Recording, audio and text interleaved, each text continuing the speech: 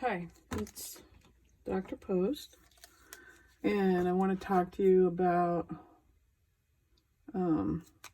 test 4 for statistics. So the main piece that I think is important for you to think about is basically having to do with what we're going to do in StatCrunch. So just about everything was either stat, proportion stats, or stat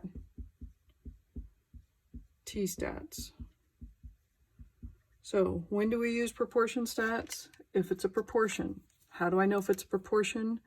They either use the letter P for the population proportion. The P hat is the sample proportion, which is X over N, right? So this is from the population. This is from the sample, X over N. X is the number of successes, and N is the number of outcomes, or like the sample size. Okay, so if they use P, it's a proportion, which means we're going to do proportion stats. For T-stats, this refers to means. So you have the population mean, and then you have the sample mean. Okay. In each case, what happens is they give you the population parameter, either the proportion or the mean. That's always what goes into the null hypothesis. It's always from the population. And then we use the sample to see if somehow it, legitimately challenges what we believed about the population. Okay. So within proportion stats, the next prompt was either 1 sample or 2. And how do we know what it was? If it was 1 sample, you just had 1 sample, right? So it's just one little P compared to the population. If you had 2 samples, then they always would label it like, P1, the null was always P1 equals P2, and then the alternative was either P1 is greater than P2, P1 is less than P2, P1 does not equal P2. Okay, so 1 sample, you only had 1, so it was like H naught is P equals some number, like 0.4, and then the null was P is either greater than 0.4, less than 0.4, not equal to 0.4. And this is a very small dry erase board, so I'm struggling with it a little bit. But anyways, and then the other option was, no, that was it for proportion stats. Okay, then within that, you could either do with summary or with data. And that all just depended on whether or not they had summarized the X and N so that you could just type it straight in there, or did they give you a list of data that you opened up, in which case that was always easier because you could just select the column with the data. You didn't have to type anything in once you got into the screen within the StatCrunch or whatever. Now, something to keep in mind, okay? I'm talking about all the null hypotheses, but the same prompts would also give you can you see that? Yep. The confidence intervals. So it didn't matter whether they were asking for the null hypotheses. So what they would ask for is the p-value and the test statistic that came from the null hypothesis, or the confidence intervals where you would get the lower and upper limits. Regardless of what they asked for, this was the same set of prompts. Okay. So when did we do 1 sample? I believe that was, or for proportion, I believe that was 10.2. 2 sample for proportion, I believe was 10.3. Then, no, is that true? No, 1 sample for proportion was 10.2. one sample for mean, I think was 10.3. Then we jumped to two sample for proportion was 11.1.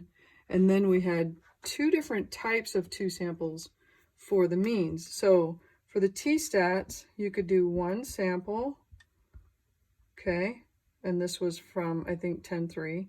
You could do two samples, and this is if they are independent. Or you could do paired, and this is if they are dependent. Okay, again, we would also use these prompts if they wanted us to do a confidence interval for means. So I think it's, even though it's like 5 different things, I actually think that it's pretty logical the way that it's set up. Now, how did you know the difference between the two samples and the paired? For two samples, the H naught was always mu1 equals mu2. And then for the paired, they always had a mu of a sub d equal to 0 for the H naught. Okay, and that's kind of a mess right there. But the D was kind of a giveaway. If you see the D, now, once you jump into StatCrunch, they use that D liberally, okay? Don't pay attention to what is in StatCrunch, but I'm talking about in the problem. In the problem, when they're addressing the null and alternative hypotheses, if it's a U1 versus a U2, that's independent. And if they use a U sub D equals 0 for the null, that's dependent, okay, which means we would do paired. With all the paired, there wasn't an option to do with summary. All the paired were with data no matter what. You didn't even have a choice.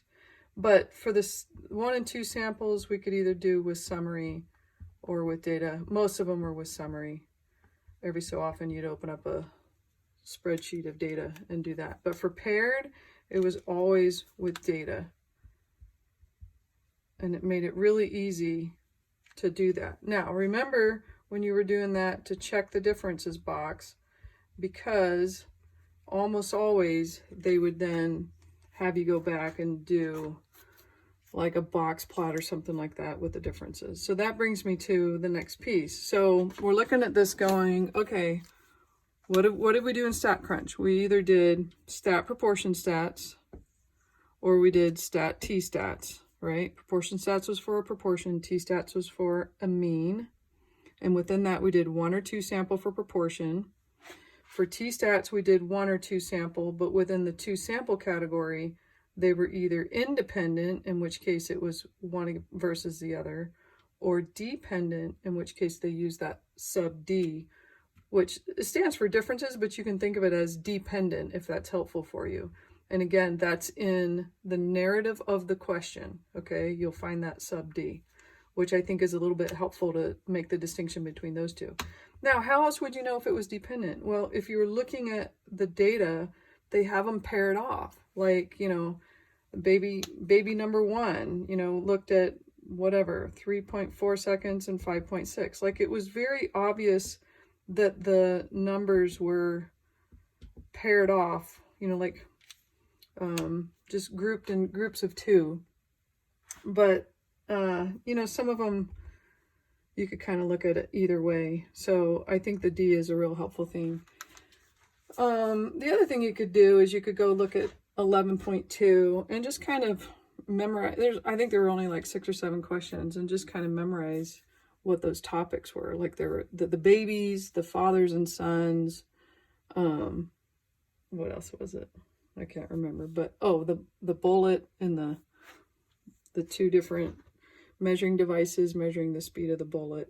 Anyway, you can just kind of like take a mental note of what those topics were, and that might be helpful as well. Okay, so I'm going to erase this. The other things that we did on StatCrunch were the occasional box plot.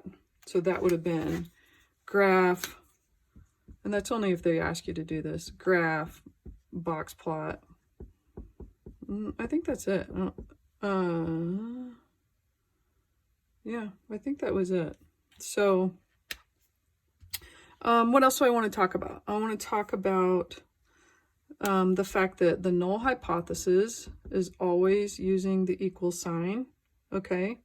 The hypotheses tests always use parameters, meaning they're Greek letters or they come from the population. So the parameters could either be P or mu, and in 10.1, every so often you could pick the standard deviation, although we never had problems to do later on for those. But just to think about that when you were doing 10.1, that it was standard deviation as another option for what the parameter could be. So the other thing is that whatever this number is, it's always going to be the same number here. And this is either going to be less than, greater than, or not equal to, okay? So here's my parameter, here's my parameter. So it's just something to think about. Another thing to think about is the hypotheses test errors. So we had a type 1 error and a type 2 error. So maybe think of type 1, you jumped the gun, right? You went ahead and rejected, but shouldn't have, because you just wanted to prove so badly that the null was wrong and your alternative was right. Sorry, there's like a little bug in here. So anyways, so type 1, you jumped the gun, you went ahead and rejected, but you should not have. Type 2, have more confidence in you, I suppose. I don't know. It's the other way around, is that you should have rejected because your alternative was more correct, but you didn't, okay? So if you're struggling with those, practice with some of those questions on 10.1. Those should be easy questions on the test once you kind of get these two concepts down. Some advice I have, like when I'm doing mine, when I read the question, I think in my own mind, in my own words, what a type 1 error or a type 2 error would look like before I read all the answers that they give. And that often helps me find the words that I'm looking for. Okay, what else do we want to think about on this test? We want to think about, well, when did we reject? Well, if our p-value was less than the alpha, which is the level of significance,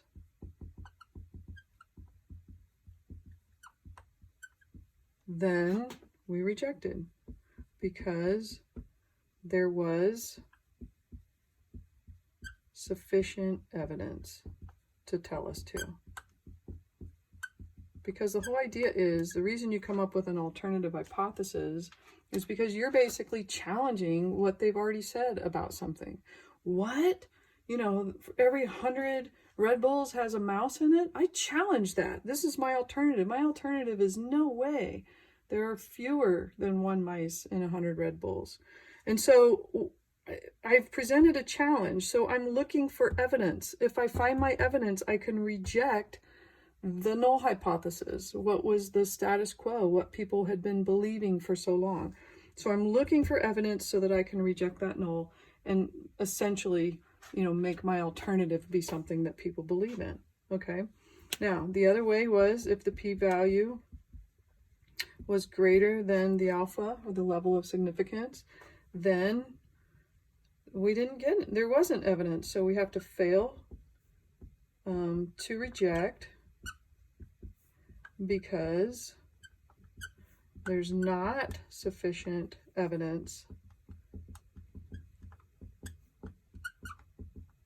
to basically convince people to think my way instead of the way that they were thinking.